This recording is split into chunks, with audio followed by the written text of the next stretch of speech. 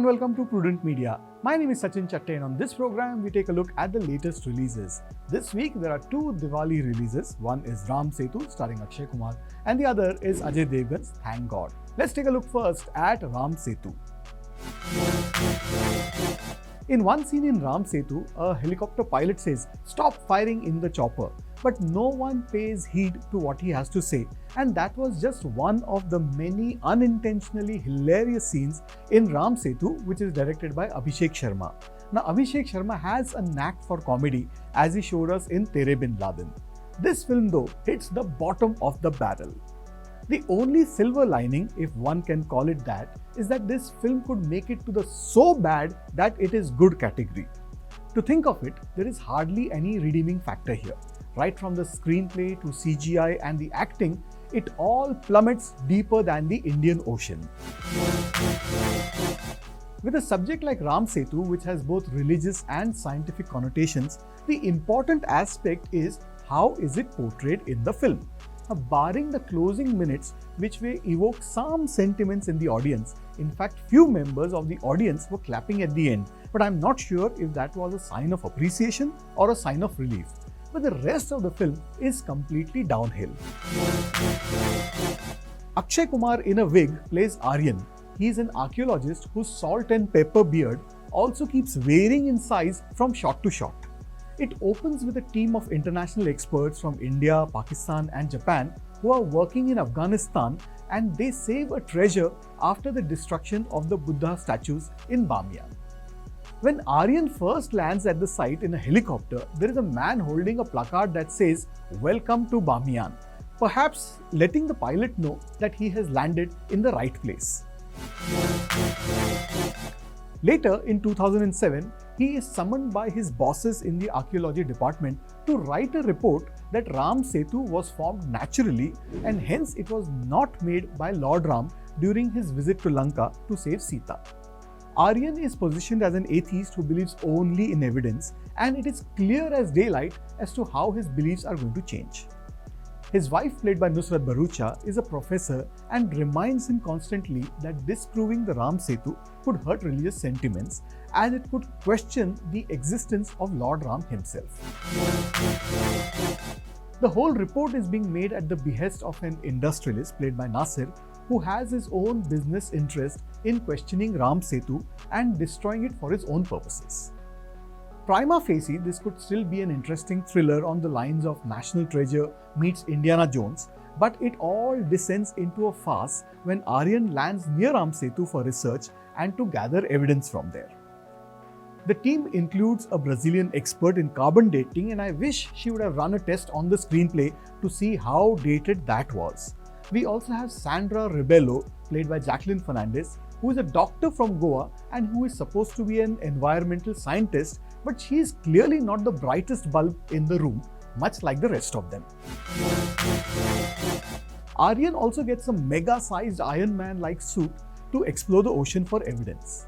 The evidence is found in the form of a floating rock, which at first looks like an oversized pineapple that has been left in water for too long.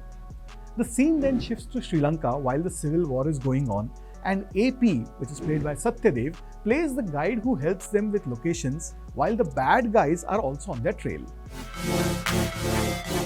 It all happens in such a hurried and unconvincing manner that you are only bemused as to how anyone, including the cast and the crew, could take this film seriously. At one point, Aryan even says that this could be the fastest archaeological mission ever, or words to that effect.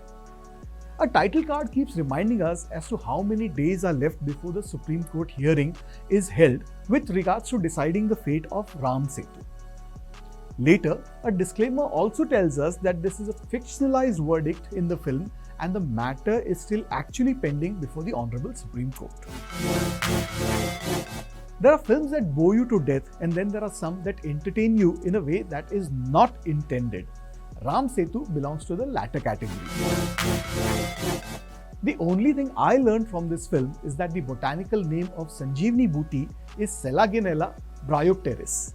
I'm not sure what I can do with that information though, and I'm going to go with 1 out of 5 stars for Akshay Kumar's Ram Setu.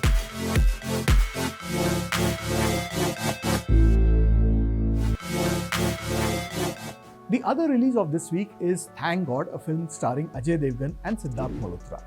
Now, Indra Kumar, the director, is known for his comedies like Dhamal, Double Dhamal, Triple Dhamal. No, there is no such film called Triple Dhamal, I just made it up, but there was a Total Dhamal in 2019.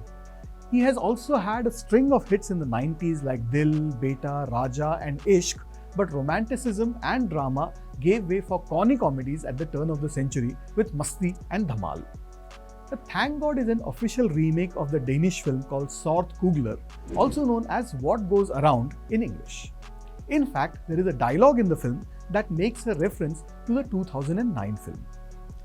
Now, the Danish film was short, crisp and entertaining, while this one is relatively long, it drags along, and the style of storytelling belongs to the 90s. It shouldn't be too difficult to make a 2-hour film based on decent story material, but this film falters even there. Siddharth Malhotra plays Ayan Kapoor, a well-off real estate agent who dies in an accident. Enter CG. Now CG stands for Chitragupt, played by Ajay Devgan, who is all-powerful and gets to decide which dead person will go to heaven or to hell, depending on his trial. Gradually, it is revealed that Ayan is not exactly the nicest guy around, and demonetization doesn't help his cause. He runs a debt, he is very selfish and a greedy man with more minus points than plus points. Now he has to prove to Chitragupt that it's the other way around. He has to face the music first from Chitragupt, who will decide his fate. The portrayal of Chitragupt is amusing. He has ditched traditional clothes for suits, and there is also Yamdut around who wears suspenders, and there are also Apsaras who don't exactly look like the Apsaras that we have seen before. In the Indianization of the script, there are also references to Singham and even KBC, as Rakul Preet Singh plays Ayan's wife and she is a cop. Even though she doesn't really fit in the scheme of things, Nora Fateh also pops up and gets to shake a leg.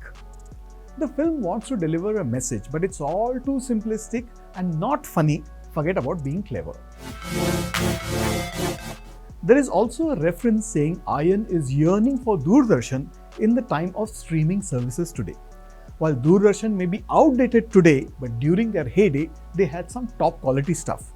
Unfortunately, Thank God doesn't even remotely have any of those qualities. I'm going to go with 2 out of 5 stars for Thank God.